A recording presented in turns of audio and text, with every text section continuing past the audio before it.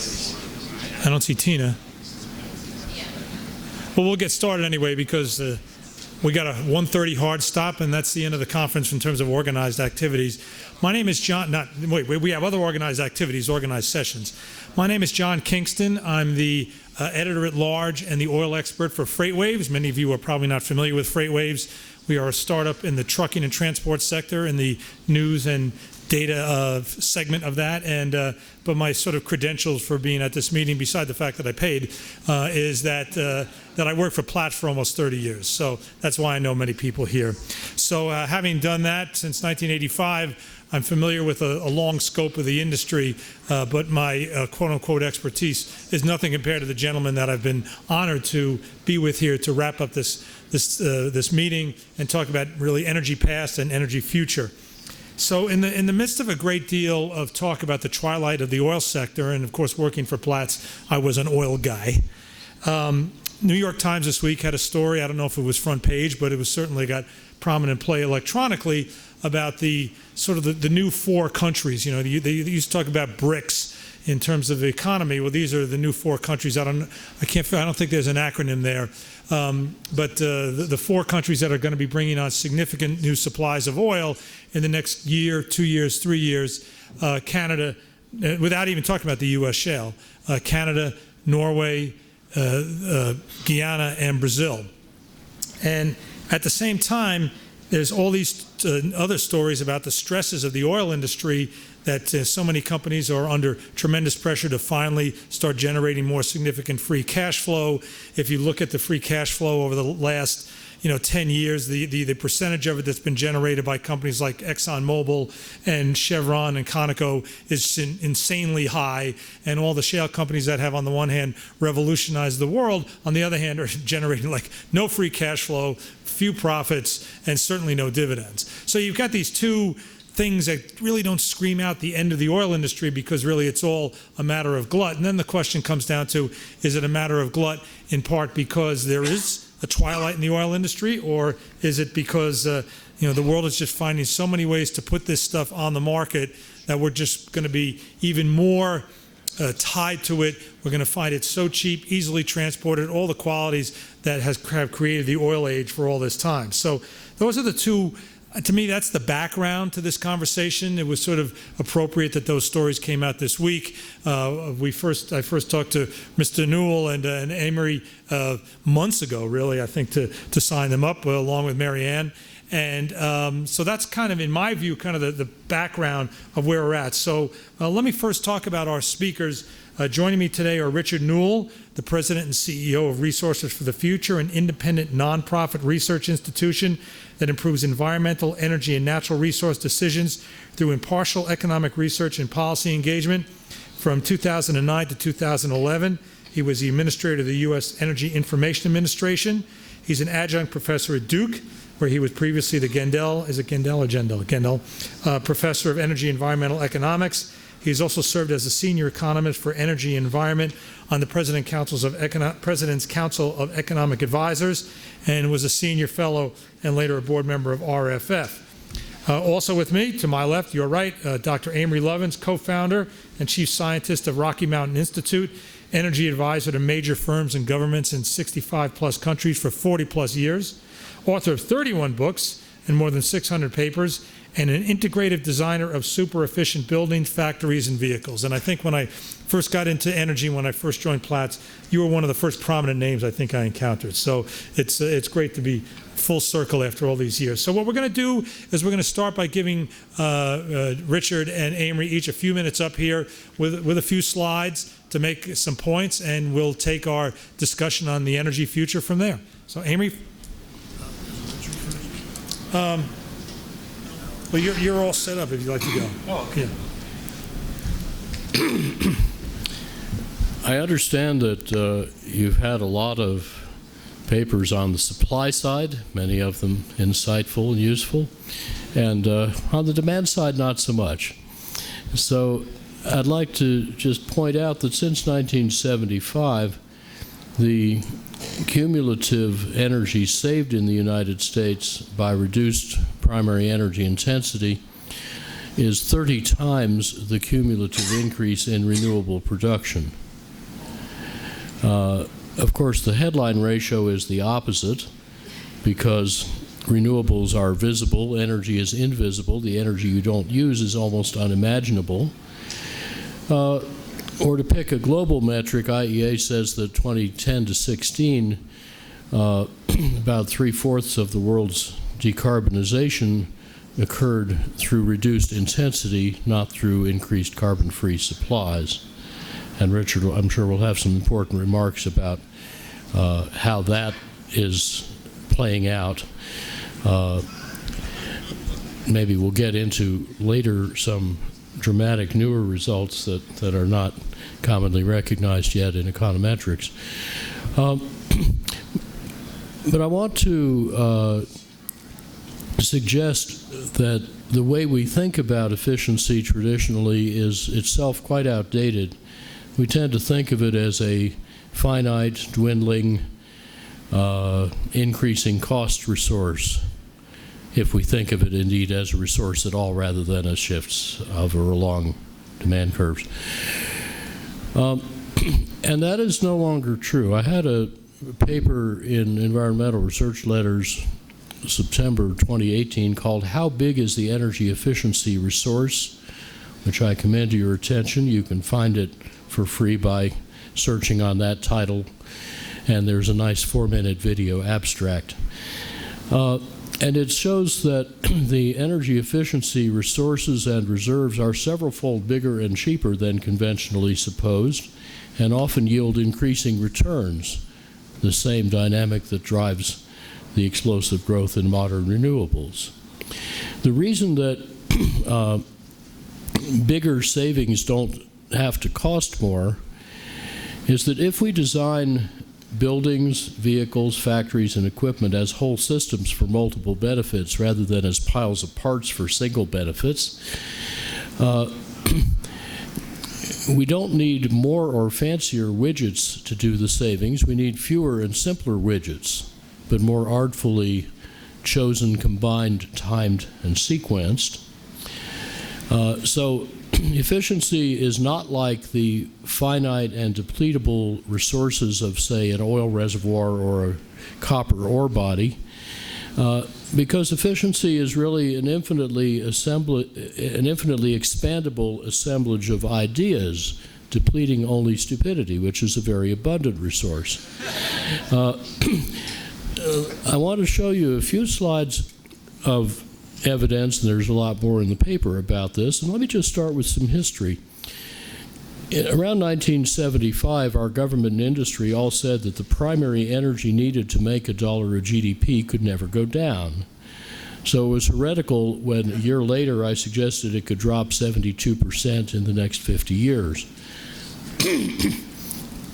So far it's dropped 58% in 43 years. But just the innovations already added by 2010 can save another threefold, twice what I originally thought, at a third the real cost. And now that is looking conservative because it doesn't count integrative design yet. What can that do?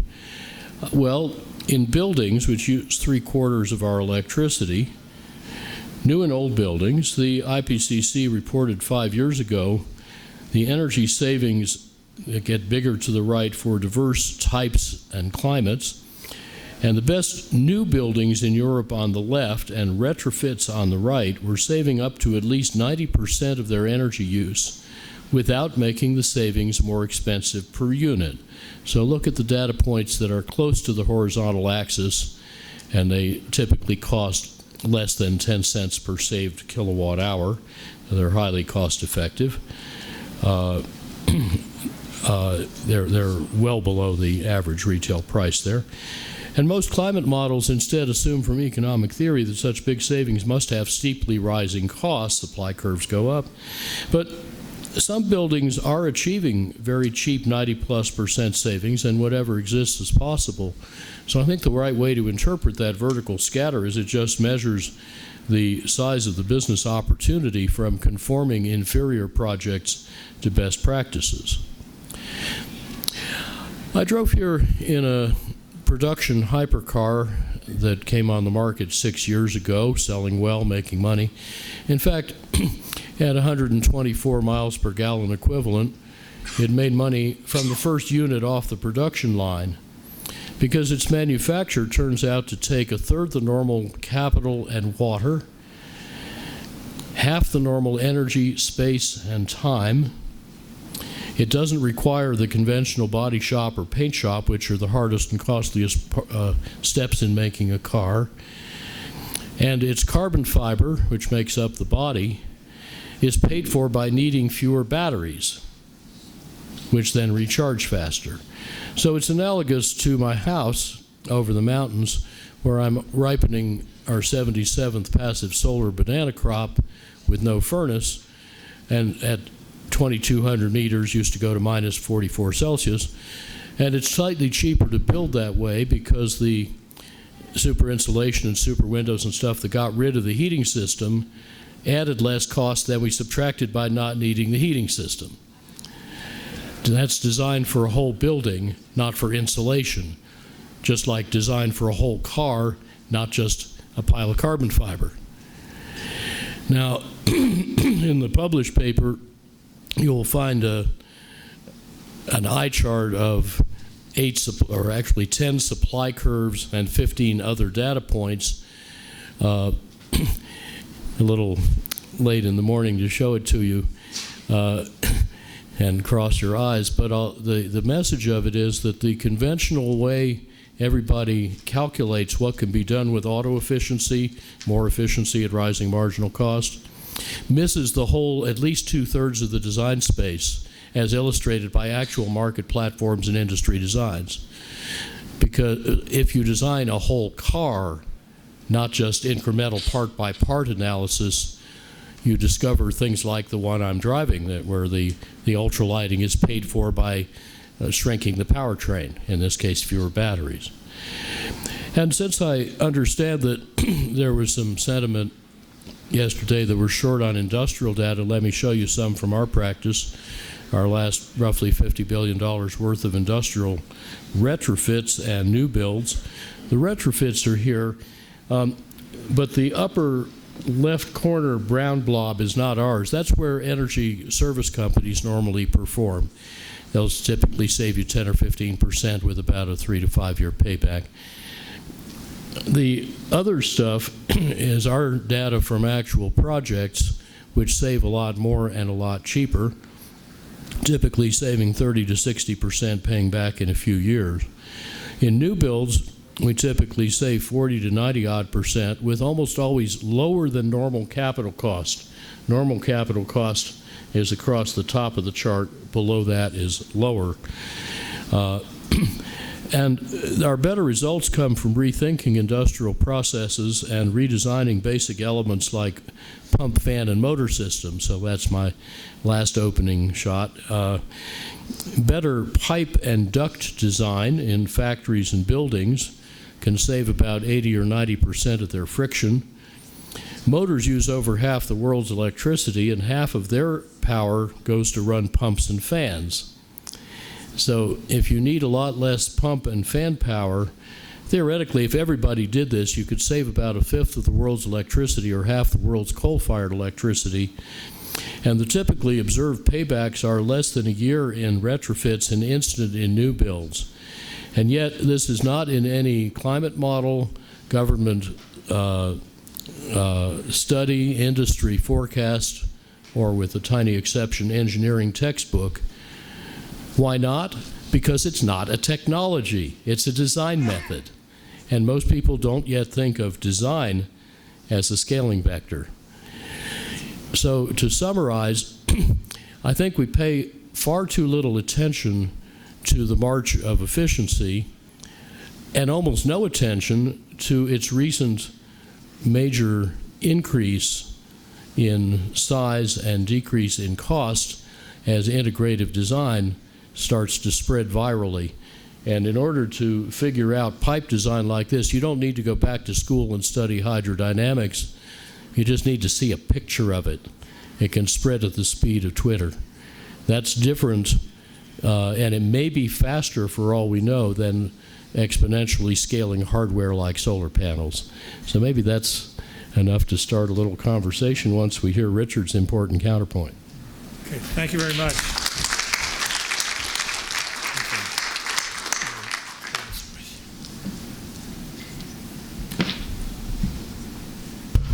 Oops.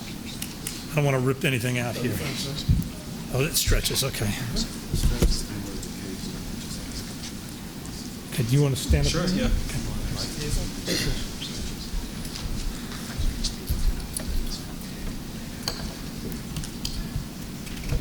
You want me to do that? Yep.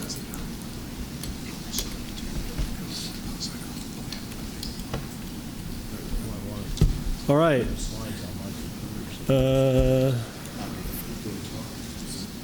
It's not. Well, as we're getting this set up, can you all hear me loud and clear?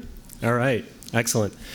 Well, I want to thank Mary Ann Cobb for inviting me and John for organizing this, and I'm really happy to be with Amory. I get to see Amory at least a couple times a year, here usually in Colorado. And I don't know that my remarks will be so much a counterpoint, but as just some additional background, just to really start what I hope is a conversation. Here we go. All right, excellent. Let me see if I can do one more thing. There we go. All right. The background I'll give was really prompted by some thinking over the last year or so about the long history of energy use globally, and pondering the notion of energy transitions, which is very much in the air now. As we know, the cost of renewable energy like wind and solar has come down just in the last decade by 70–80%, like really dramatic change, so that it's now competitive with other power sources in a lot of places and at a lot of times. We also have deep interest now in electrification of transport. We have innovation in batteries. We have innovation in information technology, data analytics. So there's a lot of deep innovation going on in the energy sector that can underpin a transition. There's also a societal impetus for that and desire for that beyond just meeting historical energy needs. It's the risk of global climate change. And so the risk of global climate change, both locally, nationally, as well as globally, has really underpinned not just interest in an energy transition, but desire for an energy transition that can meet our energy needs while protecting the climate. There's a kind of a historical set of kind of factoids, I think, that go along with the notion of an energy transition. If you look, there's many charts that we've all seen over the years that show, back in the 1800s, biomass, wood, whale oil, and things like that, comprising virtually all of our energy use globally. So 100% of our energy coming from that. And you had coal coming in with the Industrial Revolution. And then you had that followed by actually a bit of hydro, and then the age of petroleum, and then gas, and then nuclear, and then renewables. And you can imagine the figure where the share of biomass is coming down and then coal goes up, and then coal kind of peaks as a share, and it's kind of coming down, and natural gas and oil are growing, and then nuclear pooks in a share. So we've all seen this chart. So this is the chart of the global energy transition over time. But if you actually look at it more closely, and this is kind of a reality check, my first slide is that if you look at it not in shares but absolute magnitudes, what we've actually experienced globally is a series of energy additions, where one source of energy has added on top of the prior one, like a skyscraper going to the sky. And so this, again, the time scale here is, as I just indicated, from 1800 to the present. The gray on the bottom is biomass. And we've got coal building on top of that. We've got oil building on top of that, gas building on top of that, hydro, nuclear, renewables, et cetera, right? No source of energy, period, with perhaps the exception of whale oil, has decreased ever. We use 3 times as much biomass now as we did in 1800. We use 60% more coal now than we did in the year 2000. Okay, so while there is justified excitement and need for clean energy innovation and acceleration of clean energy technologies, which we have had so far at a global level. It is simply added to rather than displacing conventional sources of energy. So from the point of view of the global climate and emissions, that doesn't help, right? Maybe it helps relative to what another world might be, but it doesn't reduce the risks of climate change. So now, that's at the global level. Just because at the global level we might not yet see signs, deep signs of an energy transition, it could be happening at other levels. So one of the things I want to do in the next few slides is just look globally and then regionally to see if we see deeper signs of an energy transition when we look at areas of the world that might be experiencing that more fully. I guess the other thing I just want to say is past performance is not an indicator of future results, right? Just because this is the way the world has looked in the past doesn't mean it is the way the world is going to look in the future. But something has got to change very, very dramatically, given our historical experience over a couple hundred years with the way that the energy system has evolved. Something has to change very, very substantially in order for a more substantial energy transition to take hold. So the next few slides I think I've got 4 slides, but they're really actually all the same slide. And they're just what's called the Kaya identity decomposition. I'm guessing this is something that most or all of you have seen before. You can decompose carbon dioxide in just an identity by multiplying a number of different ratios. If you multiply population times GDP per capita times energy per unit of GDP or energy intensity times carbon per unit of energy or carbon intensity, you get CO2. It's just a mathematical identity. Now, the convenient thing about multiplicative formulas like this, if you look at their rates of change over time, they're additive. Okay, it's a really convenient thing to remember. So what all this does is it looks over decadal periods from 1980 to the present, roughly to 2015, and it takes the annual average rates of change in these different factors. So you can kind of decompose changes in CO2 into its underlying components, and so we can see, population growth global. This is global. These are annual rates of change in 10-year blocks. And this is the wrong slide set. I'm just looking right now. We've got the wrong one here, but I think the story will be the same. So these are not annual. We don't have the other one here, do we? All right. If you want annuals, divide roughly by 10, because these are 10-year blocks. No, I'm sorry, 5-year blocks. Divide roughly by 5. In any event, you can see that, and if you're interested in trends in CO2 and indicators of declining CO2, what you want is for the red lines, which is energy intensity of the economy, kind of a lot of what Amory was referring to. You want those to be negative. And you want the CO2 per unit of energy, so the carbon intensity of energy, you want that to be going down, right?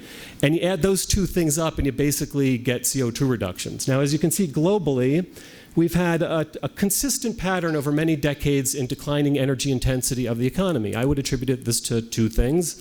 One is technological efficiency improvements, which is mainly what Amory was talking about. And then the other is a changing share of our economy, where our economy is increasingly immaterial stuff, the knowledge economy, service sector, things that are not energy intensive. So those are the 2 key things driving that. Economic growth, the share of economic growth is increasingly not stuff that is energy intensive. Okay. Now we also see here that particularly in recent years, the blue, which is CO2 per unit of energy. It's kind of hard to see the color differences here. No, maybe it doesn't. The blue, actually, for a lot of the period in the 2005 period, 2010 period, was actually increasing, and it's decreasing a little bit over the last 5 years. So that's the global trend. So and when I look at the general patterns there, I don't see a systemic shifting in the rates of change of these different factors, except maybe slowing global population growth as a percentage. Okay, now let's look a little bit more deeply. Now let's look at North America. What we see in North America is that particularly over the last, let's focus at the end part of this chart, you can see that we've consistently had declines in energy intensity of GDP in the United States. The thing that has changed over the last about a decade is the carbon intensity of our energy. Again, the blue bar is now negative, and combined with the energy intensity declines is leading to CO2 reductions in the United States for really for the first time in history for an extended period. I would attribute this to two or three main things. The substitution of natural gas for coal in electric power, the expansion of renewable energy, and also moderate growth in energy consumption. We've had pretty flat energy consumption in the United States, and so that has made it easier to have those declines. So we do see some signs there, I think, in an energy transition, which is probably why we talk a lot about it in the United States. China, let me skip next to Europe. So if we go to Europe, they have a similar pattern, but they've been experiencing it for a longer period of time. So again, if you focus on the blue bars and the green bars, which add up to CO2 reductions, Europe has been experiencing both, declining energy intensity and declining carbon intensity for quite a while. So I would say that the notion of an energy transition has taken greater hold in Europe over a more extended period. Okay? So if one was to extrapolate these forward as other less industrialized, less advanced economies like China, India, et cetera, move and develop their energy systems, they could follow a pattern like the United States and Europe, and we may start to see a bending of the curve on that earlier figure I showed at some point in time in the future. But it's not at the scale that it needs to be. Let me focus here for a moment, or let me just say, the kind of experience we've had in declining energy intensity of the economy has been like maybe 1% to 2% per year on average, okay? Declining carbon intensity has been, it depends, sometimes none, sometimes maybe about that. But for advanced economies like the United States to achieve the kinds of goals that are embedded in international climate targets, there's targeting of, let's say, an 80% reduction in CO2 by 2050. That is a 5% per year compounded decline every year for the next 30 years. Okay, so we need to dramatically, even though some of these bars in the United States and Europe are in the right direction in terms of energy intensity and declining carbon intensity, they're way off in terms of the magnitude of change that's required. I'll just show you one more slide, China, which isn't really showing much signs of an energy transition, I don't think. Again, the thing to focus on is the red and the blue. Which adds up to the brown, which is the carbon. China went through an incredible period of rapid economic growth, lifting many millions and millions and millions of people out of poverty, but also dramatically expanding the need for coal-based energy in China as well as CO2 emissions. That is slowing down. The carbon intensity of China's economy, though, isn't showing signs yet of substantial decarbonization. So I'm going to leave it at that. I think hopefully we'll pick up how the future might look different, but that's really what I wanted to say in terms of introduction. Okay.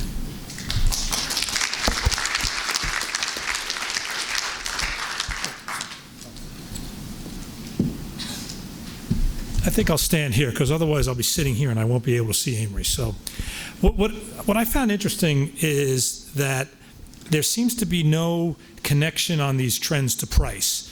We've had really, you talked about 1975, and that's certainly an inflection point. You had the first oil crisis of 73 and 74. From 75 till today, the price of petroleum or price of hydrocarbons, because I'll say natural gas, has mostly been adjusted for inflation on a downtrend, and certainly it's been on a downtrend for the last 5 years. And yet this development, these changes have seemed to go on anyway. Early on, I always loved the Jevons paradox, the idea that if you make something more efficient, you'll just end up using more of it.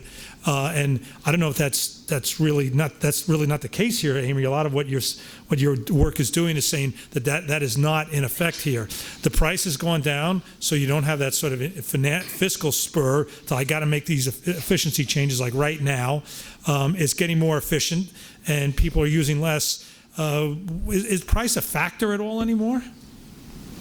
It's Yeah, I think price is important, but a lot less important than we often think, and ability to respond to price is even more important than price. When I last talked to this group many years ago, I think I gave the example of a period, quite a few years, in which people were saving electricity enormously faster in Seattle than in Chicago while paying half the price they paid in Chicago. And the reason was basically that Seattle City Light helped them save and ComEd tried to stop them from saving. So we really need to pay a lot more attention in policy to get not just getting prices right, but to barrier busting. But I think there's another important story that carries on here from exactly where Richard left off. And it shows up if we look at the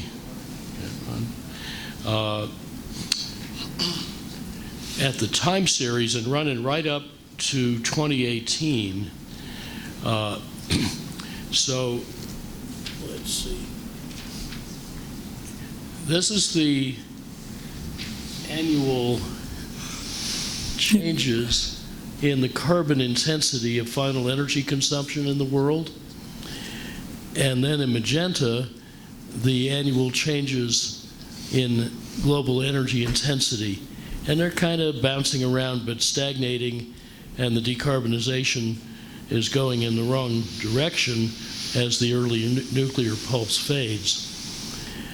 But now look at what starts happening around 2010 with decarbonization and intensity reduction using a synthetic data series to avoid some IEA accounting issues, or I ran it also with the raw IEA data, which shows a steeper decline and better R squared. And basically, this suggests the emergence of an interesting and important signal from noise, because these are now heading in the right direction.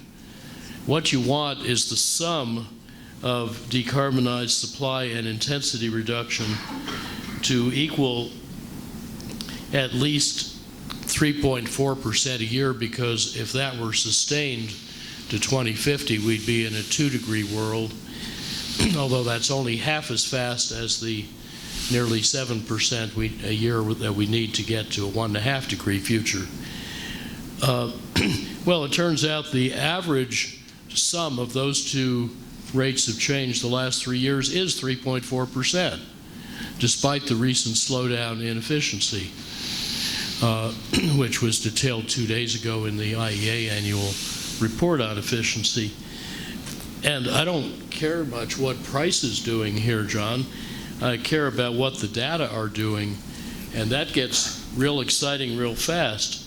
If you look at the decadal increases in energy efficiency, whose average is in red, well, so far in this decade, the intensity reduction has averaged almost a percentage point a year faster than in the previous 3 decades. I mean, to your point, I think part of my point is that you say you don't care about the price, and I don't know that these trends care about the price too much. Yeah. I'm just not seeing it. Richard? Yeah, so I guess I would say I think, yes, price is still important, but what price? There's a lot of prices. So the first part of your remarks, John, reminded me of a paper by Margaret Slade. I don't know if anybody remembers this paper. This was a kind of asking the question, why doesn't the hoteling rule work, right? Why haven't we seen rising commodity prices for things like oil and other energy sources when we've had increasing demand and a fixed supply? And what she pointed out in that paper, and we recognize in reality, is that technological innovation drives down the cost of the supply at a faster rate than the demand is in effect increasing, and so that drives prices down. And what we've witnessed in oil and gas is that while we thought, and actually wind too, while we thought that these were mature technologies that had kind of finished with their innovation, we realized that it was absolutely not correct. So that's one point. The other is that price does matter, but depending upon what sector you're focusing on, for example, electric power, the price of fuel is mattering less than the price of capital, because these are highly capital-intensive sources of power that don't have basically no fuel costs. So price is still important, but it's the price of a solar module. It's the price of putting up a wind turbine. It's the price of investment to fund those physical resources. The story is different. It's different in different sectors. So I think yes, price is still very, very relevant, but it's not the way it used to be, which is almost everything seemed to be driven by marginal fuel prices, and that's not the case anymore. Okay. You've been waiting patiently, so we'll turn to the audience here. Oh, well, thank you very much. Didn't mean to shortchange your chair's prerogatives. It's only 12:45. I didn't want to make you wait there a half hour. You know. Well, I appreciate it. Thank you. Mark Finley, again. Thanks to both of you. I have a question for Amory. What are the obstacles to the faster uptake of these, design changes that you spoke about? I mean, why aren't we all driving carbon fiber, lightweight electric cars, and why isn't every company knocking on your door asking to re-engineer their processes to use this? I mean, what are the big obstacles that you see? And Richard, you may have some thoughts on that as well. Well, in the auto business, I've been toiling in those vineyards for a few decades. There are very embedded cultural ways of doing things. I think there's a lot of change starting to happen under the surface. All the OEMs of any consequence have carbon fiber partners in the supply chain, design training, and so on. It's just difficult for them to switch from what they're really good at, which is a major source of risk in their business, to a different, unknown to them source of, I think, much more manageable risk with more strategic advantage. This is one of those odd situations where doing what you've always done and are really good at is the riskiest thing you can do. Not all of them realize that yet. It's very similar to what we see in the hydrocarbon and electricity business, cultural change at the leadership level and all the way through. There are, meanwhile, about 60 or 80 well-known market failures in buying energy efficiency, each of which can be turned into a business opportunity, but any one can be a showstopper. I'll give you a simple example. We were asked to redesign or design a new retrofit for an early 70s curtain wall office tower in Chicago. It had failing glazing seals. This happens. You need to reglaze the curtain wall every 20 years. And we found if you reglazed with tuned super windows with deep daylighting and efficient lights and plug loads and so on, you could get rid of 3/4 of the peak cooling load and then make the HVAC system 4 times smaller, nearly 4 times more efficient, $200,000 cheaper than the routine renovation that saves nothing. And you'd end up saving 3/4 of the energy with about a -5-month payback. So the owner, the biggest fiduciary owner of commercial property in the country, said, "Great idea, let's do it." Then they called back in 6 months and said, "What's happening?" We said, "Well, you didn't ask us to manage the construction. We were just hired for conceptual design, but we're curious too. Let's call up and find out, and I'll let you know." Turned out nothing happened because the property was controlled by a leasing broker, short of cash, incentivized on deal flow and wanting to roll the leases and not wait for the retrofit. So that opportunity was lost for 20 years, and nobody wanted it. It was too expensive and unpleasant to be in, so they had to sell it off to a bottom feeder at a distressed price. So this emphasizes that in the commercial building value chain, there are 24 parties. They speak different languages, they use different metrics, they often don't even talk to each other, and they have perfectly perverse incentives. They are systematically rewarded for energy efficiency, penalized for energy efficiency. And if you were to try to devise a system of incentives and habits and structures to make buildings use 10 times the energy they should, cost more to build than they should, and be less healthful and pleasant and productive to be in than they should be, you'd be hard-pressed to improve on the system we've got. Now, each of those 24 parties represents a business opportunity, but only one is all it takes to be a showstopper, as in that case. So there's 100,000-odd, 20-odd-year-old curtain wall offices in the country awaiting that treatment. People are just starting 20 years later to make a business out of it. So Richard, I think These aren't simple, or they've been done already. the question is the pace of adaptation of clearly provable technologies, or at least technologies that have been shown to be working in the lab or on a small demonstration level. Yeah, I mean, this is kind of an age-old question, and I think it's a mix of things. One of the things, though, that I think is, let me make two comments maybe. What I take as one of the most valuable contributions that Amory has made is, thinking and designing at a systems level, and that is incredibly important. One of the challenges with that, this isn't necessarily just specific to energy efficiency, but one of the challenges with that is that's easier to do at a technology level, I think you'd agree with that, Amory, than it is to do at a systems level in terms of the energy system when you think about the transport system and roads and vehicle manufacturers and the fuel distribution and so on. So I think that we face a systems design issue at a massive scale that is kind of a different order of magnitude that maybe could perhaps benefit from some of Amory's thinking, but I think is also more challenging. One of the real opportunities that I see on the energy efficiency front has to do with information technology and data analytics.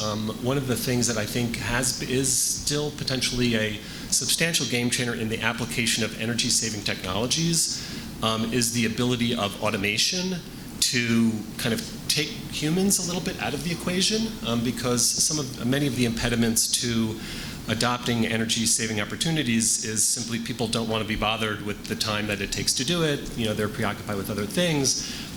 We now have IT-enabled equipment that makes that much easier to do. It also then potentially enables our economic system to interact with a more automated information technology system to also make more optimal financial decisions without us individually having to make every individual one of them. So I think that we actually have, I think, over the last, let's say, I don't know what the time, in like decade or so, real opportunities in energy savings that have been really hard to pick up in the past that are going to be easier to pick up in the future. But remember, the question was about design, not technology. And we actually are about to start testing 13 scaling vectors for spreading integrative design and making it just as common as grass. We spent so much time talking about building design as a key factor, and yet in the popular media, and I think among the general public, the focus always tends to be on vehicles. There continue to be tremendous improvements in the efficiency of internal combustion engines, and yet all this focus on electric vehicles, or if you're talking about heavy duty vehicles, does hydrogen have a future? Is there too much focus there, or are we missing the bigger opportunities? Is it just too sexy to talk about cars? Well, I think the reason that there is such a focus on electric vehicles is that it's I would say just much more disruptive, than the types of, energy-saving technologies that Amory is talking about. In some sense, they may be disruptive, but you've got a major part of the, economic system, particularly the energy system, that could be very substantially changed if electric vehicles succeed.